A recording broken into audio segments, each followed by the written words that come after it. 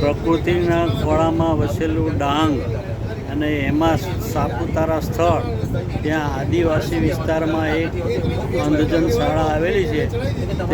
તેમાં કીટ વિતરણ, ફ્રૂટ અને નાસ્તો આપવા માટે અમારા 20 શિક્ષકો, નિવૃત્ત શિક્ષક સંઘના 20 શિક્ષકો જઈ રહ્યા છે. અને સરસ મજાનું વાતાવરણ છે.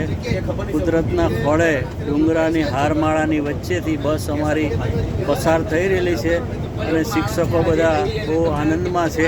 બધા અમારા બહુ મોહનભાઈ પરમાર છે, ઈશ્વરભાઈ,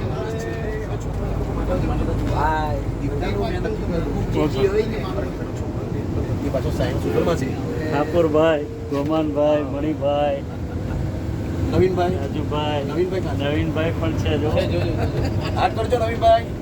હા, સદાડિયા, જય શ્રી કૃષ્ણ.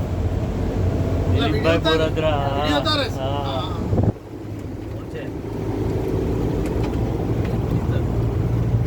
નવીનભાઈ,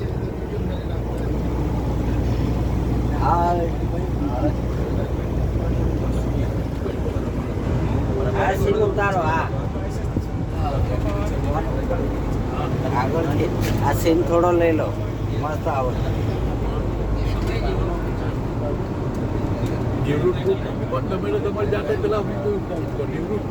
એમાં